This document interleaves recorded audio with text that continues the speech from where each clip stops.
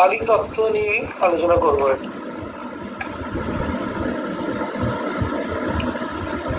এখন শিবের মুখে যে কালী নৃত্য দেখছি আমরা, অ্যাকচুয়ালি শিব এবং কালী মধ্যে কোনো প্রভেদ নেই। কারণ শিব যখন স্থির থাকেন, অর্থাৎ সেই কালী শক্তি যখন স্থির থাকেন তখন তিনি হন শিব। আবার যখন তিনি সচল হন তিনি হলেন আদ্যা শক্তি। অর্থাৎ একই শক্তি যখন তিনি নির্গুণ তখন তিনি শিব, যখন তিনি সগুণ তখন হচ্ছেন তিনি মহামায়া কালী। শ্রীরামকৃষ্ণদেবকে আমরা বলতে দেখছি, বলছেন ব্রহ্ম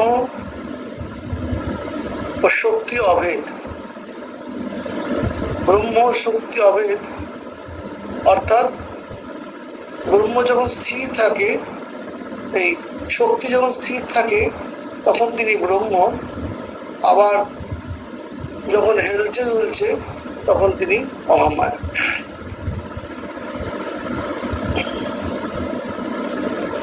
তো কালীকে, যে কাল সর্বজীবের গ্রাস করে। আমরা জানি যে বিভিন্ন রকম কাল আছে, ভূতকাল, ভবিষ্যৎকাল, বর্তমান কাল। এই যে কাল কখন কাকে গ্রাস করবে কেউ জানে না। সেই কালের যিনি গ্রাস করেন, সেই কালকে যিনি গ্রাস করেন তিনি হচ্ছেন কালী। সুতরাং তাহলে কালী কি হলেন না, কালের নিয়ন্ত্রিত শক্তি। সুতরাং মা অর্থাৎ কালী যদি ভক্তের ভালোবাসায়, ভক্তের আরাধনায় সন্তুষ্ট থাকেন, কাল তাকে কিছু করতে পারে না। কারণ কালের নিয়ন্ত্রিত শক্তি হচ্ছেন স্বয়ং কালী। তো সুতরাং কালের নিয়ন্ত্রিত শক্তি আছে। একথা সত্য যে কাল শক্তি প্রভাবে জগতের উৎপত্তি এবং বিনাশ হচ্ছে, স্থিতি হচ্ছে, মহাপ্রলয় হচ্ছে। সেই মহাকালী পুনরায় সমগ্র সৃষ্টিকে গ্রাস করেন। সেই মহাকাল সেও পরিণামের অধীন। মহাপ্রলয় কাল শক্তি মহাকালের ভিতর লীন হয়ে যায়। যখন মহাপ্রলয় হয় তখন এই কাল শক্তি এই মহাকালীর ভিতরেই লীন হয়ে যায়। কথার ভিতরে আছে, সৃষ্টির বীজগুলো সব তিনি পুড়িয়ে রাখছেন, নেতা কাঁথার মধ্যে বেঁধে রাখছেন সঞ্চয়। কারণ আবার যখন নতুন সৃষ্টি হবে, জগৎ সৃষ্টি, তখন উগ্র থেকে তো লাগবে। তো এইগুলি হচ্ছে মহাকালের অধীন সকলে। সমস্ত দেব দেবতাই শক্তির অধীন। শক্তি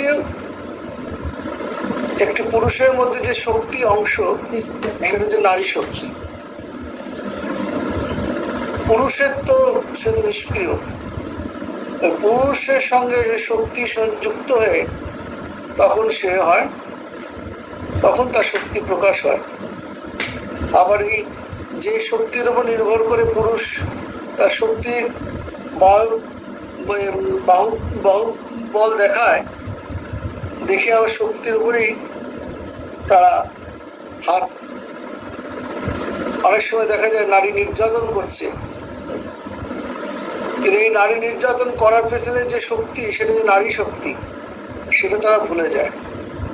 যদি এইসব জ্ঞানগুলো যদি থাকে তখন আর দেশে বিদেশে কোথাও নারী নির্যাতন হবে না। কারণ যে শক্তির উপরে ভরসা করে আমরা এই কাজগুলো করি সেটা হচ্ছে মূলত সেই নারী শক্তি। সুতরাং নারী শক্তিকে নারীর প্রতি নির্যাতন করা মানে শক্তিকে প্রতি অবমাননা করা। সেটাই তো শ্রীরামকৃষ্ণকে দেখালেন, মাকে তিনি পুজো করলেন। যে শক্তির উপর বলিয়ান হয়ে, যে মহামা শক্তির উপর বলিয়ান হয়ে ঠাকুর যে কাজ করলেন, সেই একই শক্তি হলেন স্বয়ং মা শারদা। এই মা শারদার মধ্যে তিনি শক্তি সঞ্চার করেননি, কারণ যে শক্তি নিয়ে তিনি জগতে যে কার্যগুলো করার জন্য এসেছিলেন সেই কার্য হয়ে যাওয়ার পরে সেই একই শক্তি যিনি করা গিয়েছিলেন, যার উৎস বা যে শক্তিতে তিনি বলিয়ান, সেই মা তারই কার্য বা পরবর্তী কার্যগুলো করবেন। আদ্যা শক্তি তাহলে কে? কালী হচ্ছেন আমাদের আদ্যা শক্তির রূপিণী, কারণ তিনি নিখিল বিশ্বের বীজ।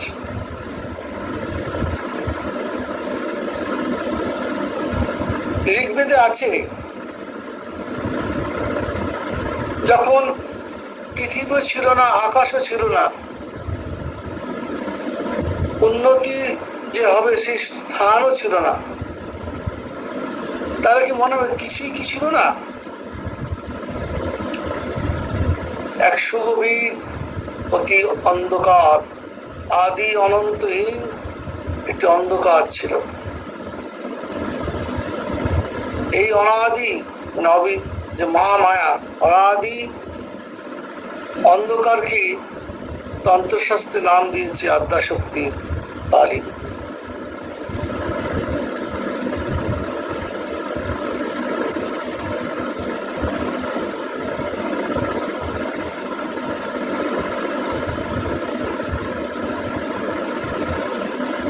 মানে যেটা চোখে দেখা যায় না।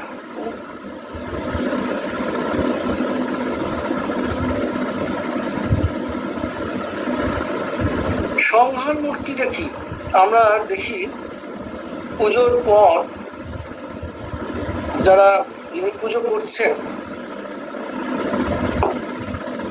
পুজোকে আসলে বসেছেন, পুজো করার পরে তিনি দেবীর ঘর থেকে একটি ফুলকে সংহার মূর্তি দিয়ে ধরে আবার নিজের বুকের মধ্যে দিয়ে আবার বাইরে ফেলছে। অর্থাৎ যাকে তিনি এতক্ষণ বাইরে নিয়ে পুজো করছিলেন তাকে আবার ওই মন্ত্রের দ্বারা ভেতরে প্রবেশ করে নিচ্ছে। সুতরাং মাই হচ্ছেন সংহারকারিণী মূর্তি। সংহারের প্রতি যে প্রকৃত অর্থ হচ্ছে কি? সংহরণ, নিজের ভিতর প্রকৃষ্ট রূপে আকর্ষণ। যেমন সমুদ্র থেকে ঢেউ সৃষ্টি হয়, আবার সমুদ্রের মধ্যেই তলিয়ে যায়। মাকড়সা নিজের শরীর থেকে ইচ্ছা অনুযায়ী জাল তৈরি করে সেই জালের ভিতরেই নিজেকে গুটিয়ে নিতে পারে, সেই জালটাকে নিজের ভিতরেই গুটিয়ে নেয়। তো জেলে যেভাবে জাল ফেলে পুনরায় নিজের দিকেই টেনে নেয়, এটা হচ্ছে ওই প্রতি আকর্ষণ।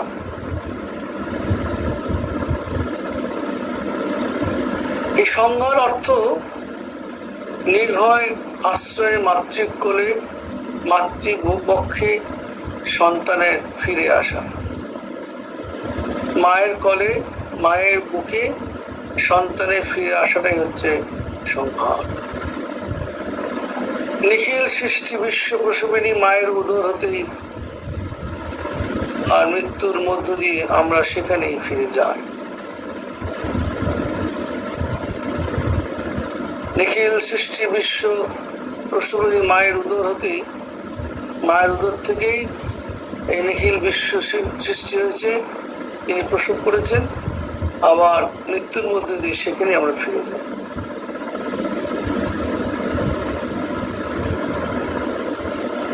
এখনই অনেকে প্রশ্ন থাকে, মা কেন শিবের বুকের উপরে দাঁড়িয়েছে?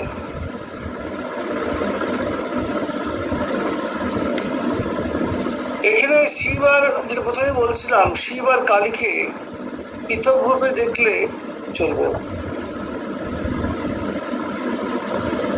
শিব রূপেই মা কালী নিষ্ক্রিয়, নির্গুণ, আবার সগুণ রূপে তিনি সৃষ্টি, স্থিতি, প্রলয় করছেন, এগুলো সব নিয়ন্ত্রণ করছে। মা কখনো নিষ্ক্রিয়া,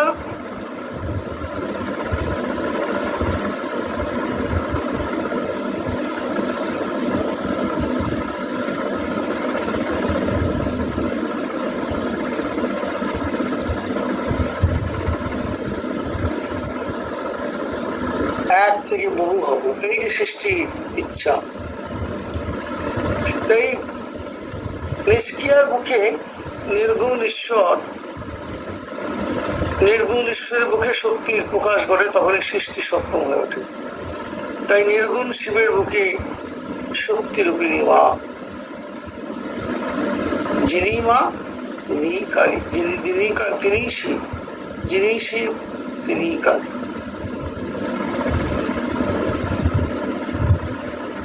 এখন প্রশ্ন হচ্ছে, মা কেন দিগম্বরী? দিগম্বরী অর্থাৎ মা বসনহীন। কারণ ঈশ্বর তো সর্বব্যাপী, সর্ববৃহৎ, তাকে আচ্ছাদিত করার মতন আর বৃহৎ কিছু নেই।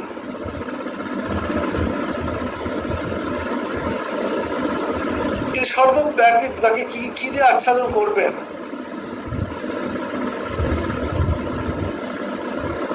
তাই মা বসনহীন।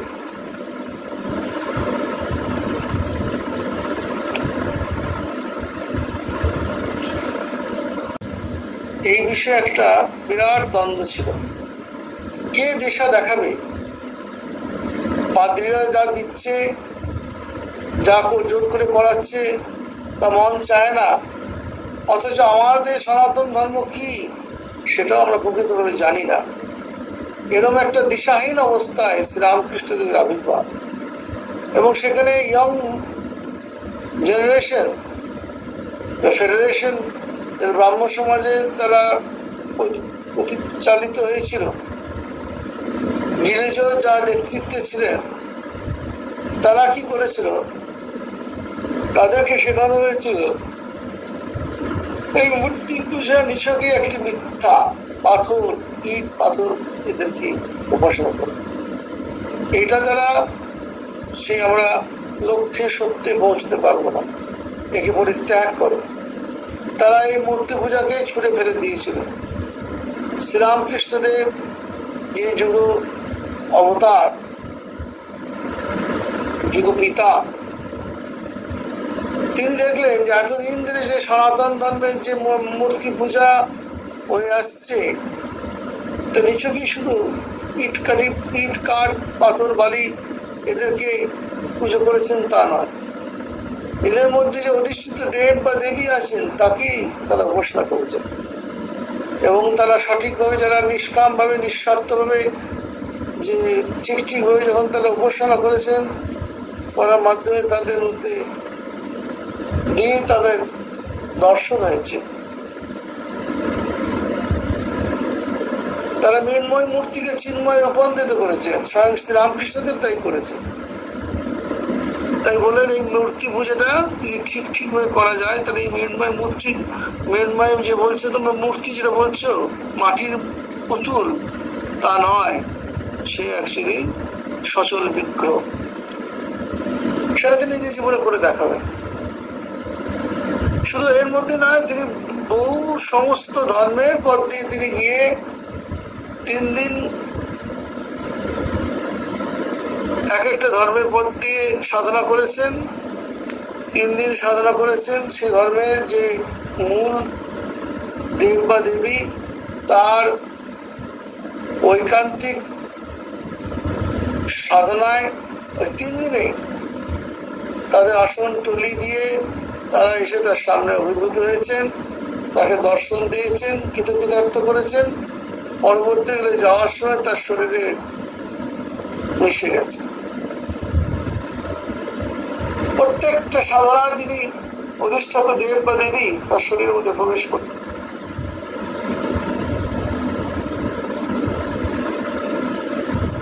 এবং সবশেষে শ্রীরামকৃষ্ণদেব এই সত্যে উপনীত হচ্ছেন যে সব পথই ঠিক, প্রত্যেকের পথই ঠিক, কারোর পথ আমারটাই ঠিক অন্যেরটা বেঠিক এটা বলো না।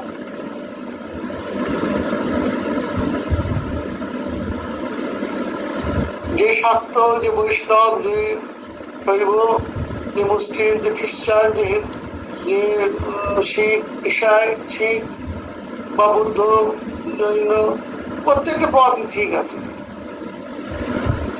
সকলে সে একই ব্রহ্মের কাছেই পৌঁছচ্ছে। কিন্তু তাই অন্যের যেটা ভালো, নিজের নিজের ধর্মটা যদি একটু মনে হয় যে একটু উইক আছে, অন্যের ভালো জিনিসটা সেখানে গ্রহণ করে সেটাকে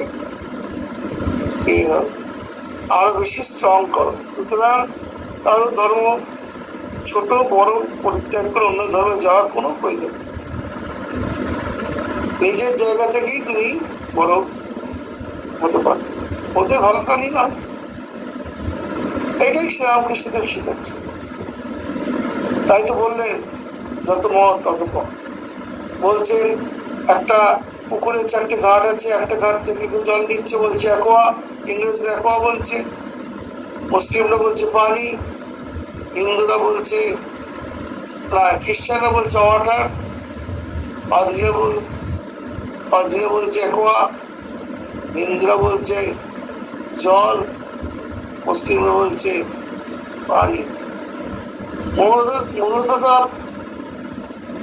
পানি মূলত তারা একই জলই গ্রহণ করছে, বিভিন্ন বিভিন্ন ঘাট দিয়ে তারা একই জায়গায় এসে পৌঁছচ্ছে। সুতরাং যে যে পথ দিয়ে যাওয়া না করো সেই সচ্চিদানন্দ সাগরে গিয়ে তোমরা লিখবে। সুতরাং নিজেদের মধ্যে মারামারি করাটা দরকার নেই, আমারটাই ঠিক অন্যটা বেঠিক, এটিকে বলা হচ্ছে ঠাকুরের ভাষায় মধু আর বুদ্ধি। তো সেটাই আমরা এই কালী তত্ত্ব থেকে পেলাম। ঠাকুর সেটাই নিজের জীবন দিয়ে প্রকাশ করবেন। দশম মহাবিদ্যা যে আছে তার মধ্যে সর্বপ্রথম যিনি আছেন তিনি হচ্ছেন কালী।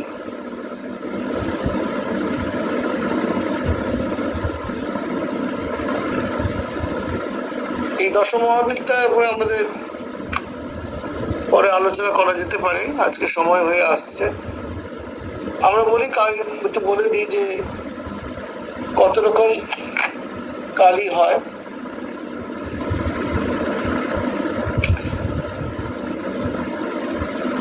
পুরাণ ও তন্ত্র গ্রন্থগুলিতে কালীর বিভিন্ন রূপে বর্ণনা পাওয়া যায়, তবে সাধারণভাবে তার মূর্তিতে 4টি হাতে খড়গ, অসুরের চিহ্ন মুন্ড, বর অভয় মুদ্রা, গলায় মানুষের মুন্ড দিয়ে গাঁথা মালা, বিরাট জিভ, কালো গায়ের রং, এলো কেস দেখা যায় এবং তাকে তার স্বামী শিবের বুকের উপর দাঁড়িয়ে থাকতে দেখা যায়।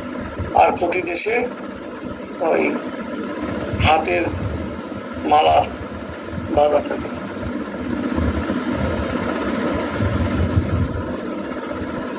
ব্রহ্মজাম মতে কালী বঙ্গদেশের অধিষ্ঠাত্রী দেবী। কালীর বিভিন্ন রূপভেদ আছে, যেমন দক্ষিণা কালী, শ্মশান কালী, ভদ্রকালী, রক্ষাকালী, গুজ্জকালী, মহাকালী, চামুন্ডা। আবার বিভিন্ন মন্দিরে ব্রহ্মময়ী, ভবতারিণী, আনন্দময়ী, করুণাময়ী ইত্যাদি নামে কালী প্রতিমা প্রতিষ্ঠা আছেন এবং পূজাও করা হয়। আশ্বিন মাসে অমাবস্যা তিথিতে দীপান্বিতাতে কালী পূজা বিশেষ জাঁকজমক সহকারে পালিত হয়। এছাড়া মাঘ মাসে রটন্তী কালী পূজা হয়, জ্যৈষ্ঠ মাসে ফলহারি কালী পুজো বিশেষ জনপ্রিয়। অনেক জায়গায় প্রতি অমাবস্যা এবং মঙ্গলবার ও শনিবার কালী পুজো হয়ে থাকে। আমরা কলকাতায় দেখেছি দক্ষিণেশ্বর কালীবাড়ি বিখ্যাত।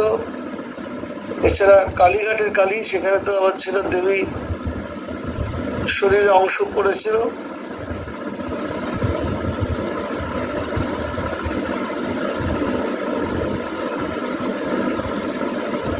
আদ্যাপীঠে কালীবাড়ি আছে, ঠনটিনায় কালীবাড়ি আছে, ফিরিঙ্গিতে কালীবাড়ি আছে, দক্ষিণ চব্বিশ পরগনা আছে ময়দা কালীবাড়ি, উত্তর চব্বিশ পরগনা আছে হারিশহরের রামপ্রসাদী কালীবাড়ি মন্দির ইত্যাদি। পশ্চিমবঙ্গে কয়েকটি বিখ্যাত কালী মন্দির নাম আমরা ঠিক করেছি।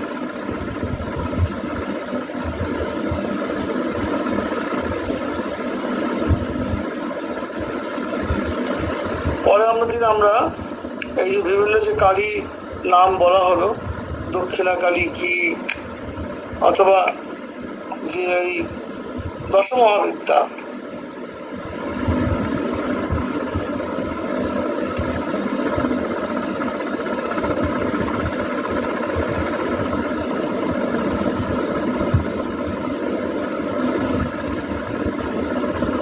দশমহাবিদ্যাটা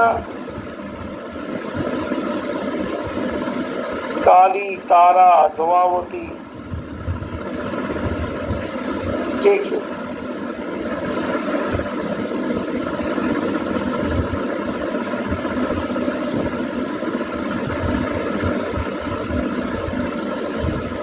এই যে গডেস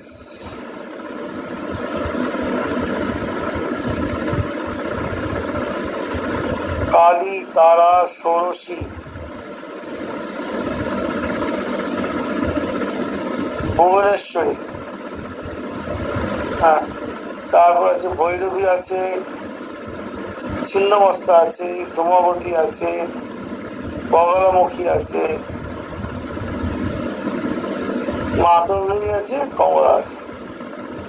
এটা হচ্ছে দশমহাবিদ্যা। এই দশমহাবিদ্যার মধ্যে সর্বপ্রথম যিনি আছেন তিনি হচ্ছেন প্রথম হচ্ছেন কালী। তো মনে রাখবেন, কালী, তারা, ষোড়শী, ভুবনেশ্বরী, ভৈরবী, ছিন্নমস্তা, ধূমাবতী, বগলামুখী, মাতঙ্গী, কমলা। এগুলো হচ্ছে দশমহাবিদ্যা। তা আমরা এই যে বিভিন্ন যে কালী আছে, দক্ষিণা কালী, সিদ্ধ কালী, উজ্জ্বকালী, মহাকালী, ভদ্রকালী, চামুন্ডা কালী, শশার কালী, শ্রীকালী, এইগুলো আমরা আগামী দিনে একটু আলোচনা করার চেষ্টা করব। আজকে আমাদের সময় হয়ে গেছে, আর আমাকেও সামনে 26 তারিখ সোমবার, আগামী রোববার যে অনুষ্ঠান আছে সেটা নিয়ে একটু কিছু কাজ বাকি আছে, আর আমাদের সময়ও হয়ে এসছে। তা আজকে আমরা যে আলোচনা করলাম সেটা একটু ব্যাখ্যা করে নিই। যে কালী তত্ত্ব নিয়ে আলোচনা করা হলো, যে কালীকে কেন, তিনি কেন, কালী কি, আদ্যাশক্তি কি, সংহার মূর্তিটা কি, শিব কেন, শিবের বুকে কেন কালী দাঁড়িয়ে আছে, মায়ের, আমরা তো সকলে কাপড় পরি, মা কেন দিগম্বরী, মায়ের গলা কেন মুন্ডমালা, কটিতে সেই জনি পর্যন্ত কেন হস্ত, কাটা হস্ত দিয়ে ঘেরা, মা কেনই বা চতুর্ভুজা, এই সমস্ত বিষয়ে আমরা আলোচনা করলাম। তারপর গীতা চণ্ডীর মধ্যে মেলবন্ধন দেখালাম, যে কালী আর কৃষ্ণের মধ্যে আমরা যে প্রভেদ বিশেষ বার করি, তা না, দুজনেই একই কথা বলছে।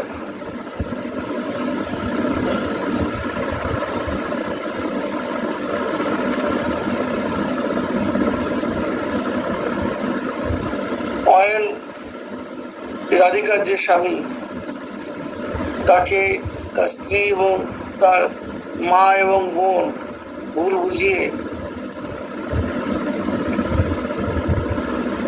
তারা যখন দেখছে যে শ্রীকৃষ্ণকে তিনি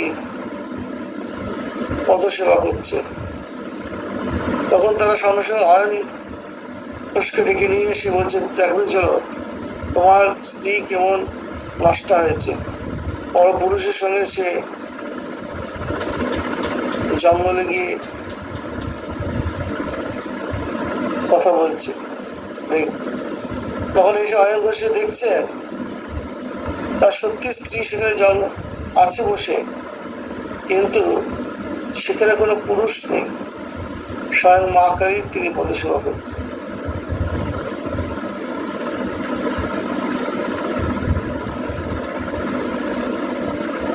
তো এইসব বলে আমাদের কালী কৃষ্ণ কোনো প্রভেদ নেই, আমরা দূরে বলে তাই তাকে নীল কালো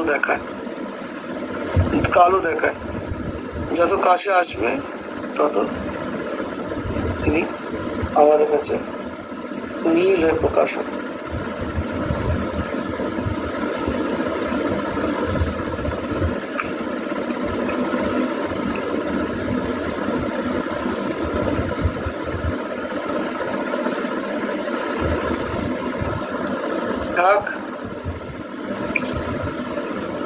ओम खड्गं चक्रगदेषु चापपरिघां शूलं भुषुण्डिं शिरः शङ्खं संदधतीं करीस्त्रिनयनां सर्वाङ्गभूषा वृतं नीलाश्वदूतीं पाददशकां सेवे महाकालिकां यां स्तोषयिते हरकाम कमलजो धन्तो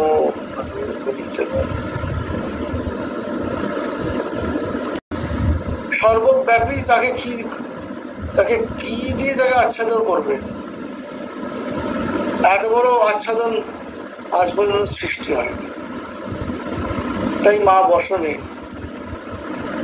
অ্যাকচুয়ালি আচ্ছাদনটাই হচ্ছে কি বলুন তো, অজ্ঞান, অবিদ্যা।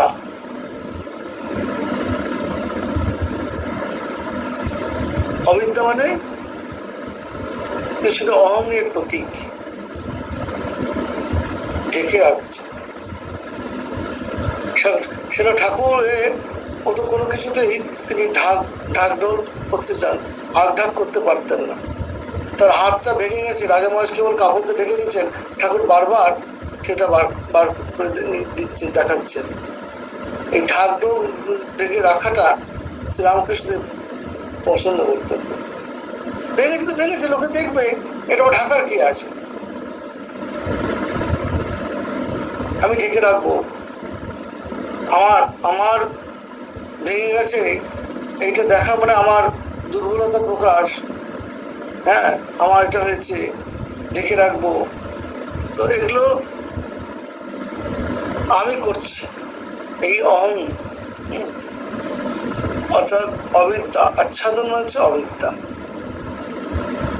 ঠাকুর এগুলো আচ্ছাদন রাখতে চাইতেন। এই অবিদ্যা, সকল অবিদ্যা, মোহ, অহমিকা আচ্ছাদন পরিত্যাগ করলে তবেই কিনা ঈশ্বরকে দেখা পাওয়া যায়। ঠাকুর নিজে বলছেন, আমি মরিলে ঘুচিবে জঞ্জাল। তাই অবিদ্যা যতক্ষণ না যাচ্ছে, মোহ না যাচ্ছে, অহমিকা, এগুলো সব আচ্ছাদনে আমাদেরকে ঢেকে রাখছে। অহংকার আমাদেরকে ঢেকে রাখছে, আমার স্বরূপকে প্রকাশ করতে দিচ্ছে না। আমি যে সেই ব্রহ্মের স্বরূপ সেটা ভুলে গিয়ে আমি অমুকের ঘরের ছেলে, ও তো সামান্য, আর তুমি স্বয়ং ব্রহ্মস্বরূপ। তো সে বলছেন যে অবিদ্যা, মোহ, অহমিকা আচ্ছাদন পরিত্যাগ না করলে ঈশ্বরকে পাওয়া যায় না। এইটি ত্যাগ হলেই তবেই ঈশ্বরকে পাওয়া যায়। শ্রীরামকৃষ্ণদেব দেখুন সাধনা করছেন, এই সমস্ত আমরা মিলিয়ে দিতে পারি ঠাকুরের জীবনের সঙ্গে। তিনি তো স্বয়ং মহাকালী, মা বলছেন আমার কালী কোথায় গেলি গো? তো কাল অর্থাৎ তিনি তিনি তিনি তো সব।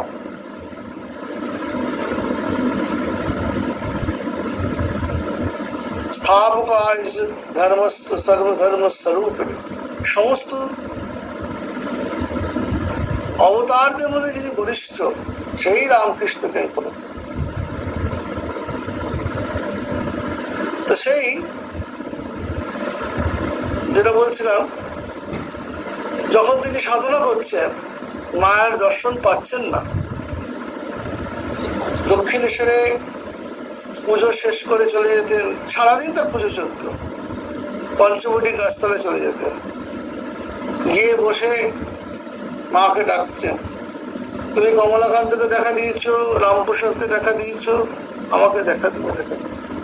দিন যাচ্ছে, দিন গেল, রাত গেল, সপ্তাহ গেল, মাস গেল, তবু তার সাধক তিনি, তার যে লক্ষ্য মাকে দর্শন করা, সেটা হচ্ছে না। মনে হচ্ছে আমি ব্রাহ্মণ, আমি গদাধর চট্টোপাধ্যায়, আমার ব্রাহ্মণ, আমার এই উপবীত, এইটাই কি আমার বন্ধনের কারণ হচ্ছে? তখন তিনি সেটা খুলে গাছের ডালে রেখে দিচ্ছেন। এই দেখুন, আমি অমুক ঘরের ছেলে, এই অহংকারটা কি আমাকে মানে আচ্ছাদন, এই অহমিকায় আচ্ছাদন আমাকে কি ঈশ্বর প্রাপ্তি থেকে দূরে রাখছে? খুলে দিলেন, আচ্ছাদন খুলে দিচ্ছে। সেটাই বলছেন যে এই পরিত্যাগ করলে ঈশ্বর পাওয়া যায়। মায়ের গলায় কেন মুন্ডমালা থাকে? মুন্ডমালা হচ্ছে কি, মুখ দিয়ে আমরা কি না শব্দকে প্রকাশ করি। শব্দ হচ্ছে ব্রহ্মময়, আর মা তো স্বয়ং বাগেশ্বরী, বাঘের ঈশ্বর, অর্থাৎ আমরা যদি দেবতা সরস্বতী বলি না, সেই তো বাগেশ্বরী।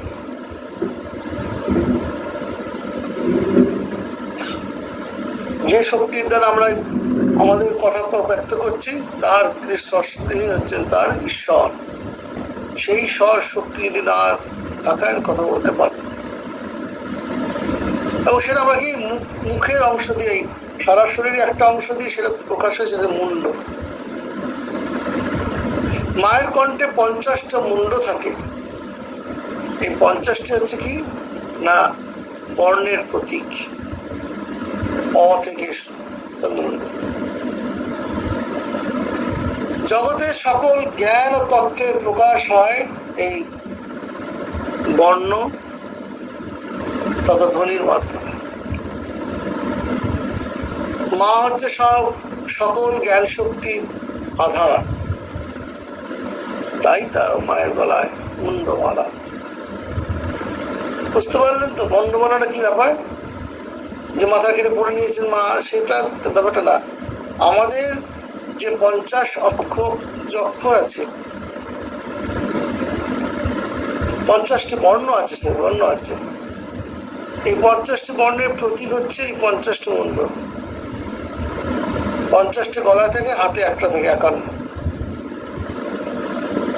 মুন্ড হচ্ছে সমস্ত শব্দের আমাদের যা ব্যক্ত করছি তা এইখান দিয়ে প্রকাশিত হয়। মা হচ্ছে স্বয়ং বাগেশ্বরী, শব্দ ব্রহ্মময়,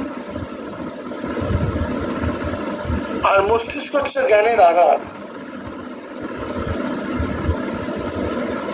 মায়ের হাতে ঝুলন্ত মস্তিষ্ক আমাদের জ্ঞান শক্তিকে বলিয়ান হতে শিক্ষা দেয়।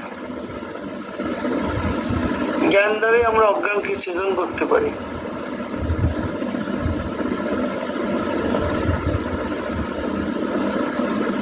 যে মুন্ড মায়ের হাতে গেছে, সাথে সেই মুন্ড জ্ঞান শক্তিতে বলিয়ান হয়ে আছে।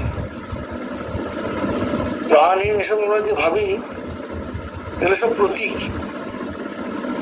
অর্থাৎ যার অজ্ঞানটা নাশ হয়ে গেছে, জ্ঞান প্রকাশ হয়েছে, তাই মায়ের কাছে ঠিক আছে, মাকে সে দেখতে মায়ের হাতে আছে। মায়ের হাতে ঝুলন্ত মস্তিষ্ক আমাদের জ্ঞান শক্তিতে বলিয়ান হতে শিক্ষা দিচ্ছে।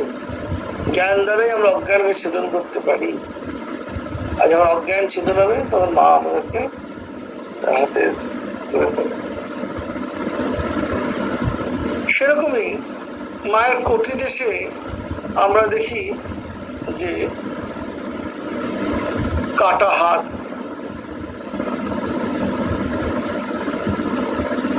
হাত হচ্ছে কর্মের প্রতীক। জীবের জন্ম জন্মান্তরের যে প্রক্রিয়া এই কর্মের দ্বারা নির্ধারিত হয়। কি কর্ম? না সকাম কর্ম। সকাম কর্ম যত আমাদের হতে থাকবে ততই আমাদের বারবার এই জন্ম মৃত্যু চক্রে আবর্তিত হতে হবে, ফিরে ফিরে ফিরে ফিরে আসতে হবে।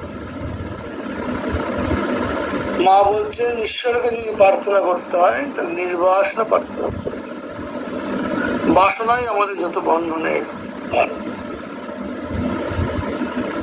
তাই সকাম কর্ম বন্ধনের কারণ। তাই এই যে কাটা হাত, মায়ের কোমরে নিম্ন অংশটা আচ্ছাদিত আছে। অর্থাৎ সকাম কর্মকে পরিত্যাগ না করলে পারলে জন্ম জন্মান্তর হতে অবশ্যম্ভাবতার বারবার জন্মান্তর বারবার ফিরে আসা এটা হবে। এই কারণেই মা ছিন্ন হস্ত কোটি দেশে ধারণ করে আছে। এই কোটি দেশে সেখান থেকে হাতটা মায়ের যোনি পর্যন্ত সেটা বিস্তৃত হয়ে আছে। এই যে আমাদের যে ইচ্ছা, সেই সকাম কর্মকে প্রতিহত বলি দেওয়া দিতে পারলে বারবার এই জন্মান্তর হতে হবে। যতই আমরা যাই কর্ম করি না কেন সেটা যেন নিষ্কাম কর্মের দিকে এগিয়ে যায়, সেদিকে মায়ের আমরা দেখছি 4টি হাত, চতুর্ভুজা।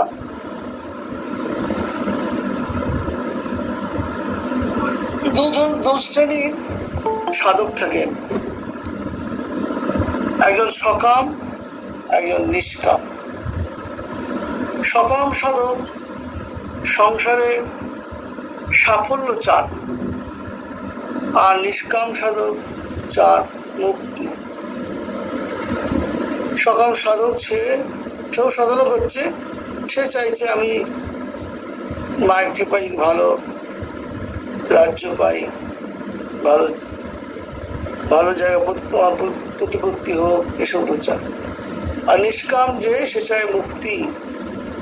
মায়ের দক্ষিণ হাতে সকাম সাধককে তিনি অভয় দিচ্ছেন, বরও দিচ্ছেন।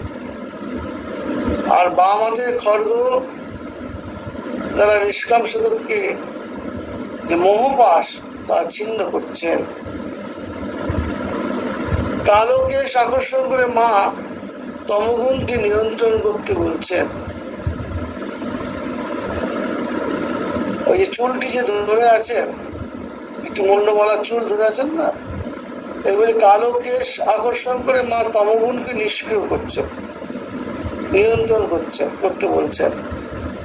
যেহেতু রক্ত রাজসিক গুণের প্রতীক, তাই মা মস্তিষ্ক থেকে যে রক্ত চুয়ে চুয়ে চুয়ে পড়ছে সেগুলোকে শোষণ করে সত্য করে উন্নত করতে শিক্ষা দিচ্ছে। এগুলো সব মিনিং আছে। মায়ের কেন দুই হাতে হচ্ছে অভয় বর দিচ্ছেন কাদেরকে? সকল সাধককে। আর নিষ্কাম সাধক যে মুক্তি চায় তার সমস্ত মোহপাশ ছেদন করছেন তার খড়গ দ্বারা। আর কালো চুলকে আকর্ষণের মধ্যে দিয়ে তিনি তমগুণকে নাশ করছেন। রক্ত হচ্ছে রাজস্বীর প্রতীক, তাই সেই মস্তিষ্ক থেকে যে রুজি বা রক্ত শোষিত করে টেনে নিয়ে মা তার শক্ত গুণকে প্রকাশ করে।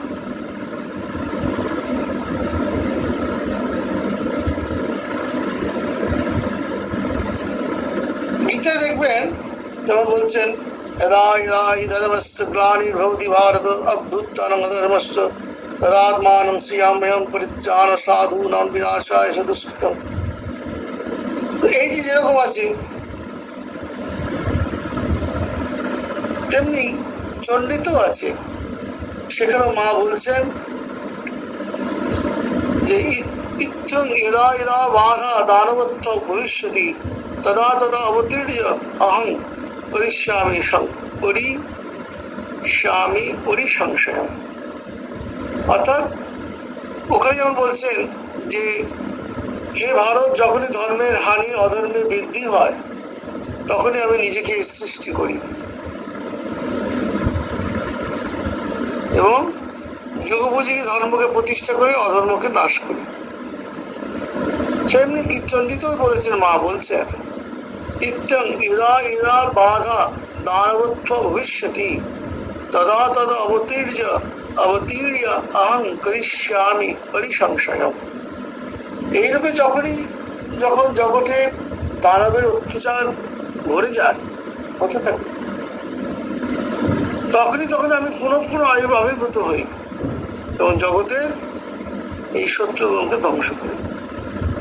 সুতরাং কৃষ্ণ আর কালীর মধ্যে যে আমরা দেখুন দুটো বৈষ্ণব এবং শক্তর মধ্যে যে আমাদের যে দ্বন্দ্ব বা ঝগড়া ধর্মের মধ্যে,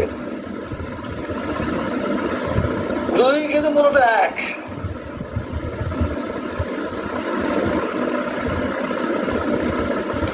কালী কৃষ্ণের মধ্যে কোনো প্রভেদ নেই।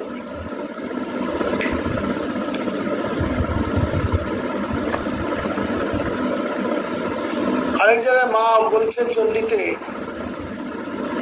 अपैवायं जगत् अत्र दीतिया का महापरा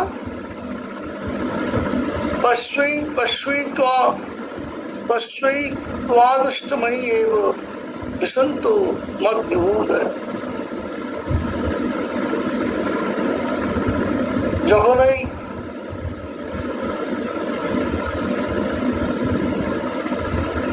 চন্ডমুন্ড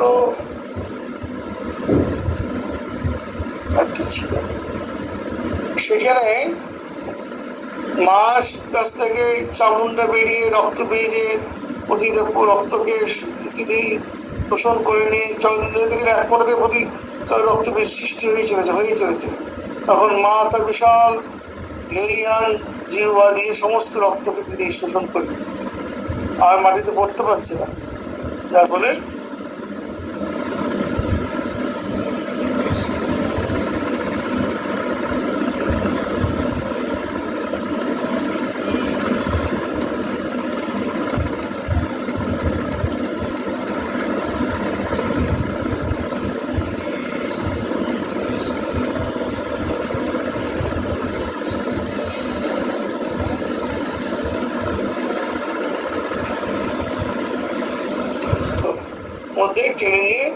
টেনে নিলেন।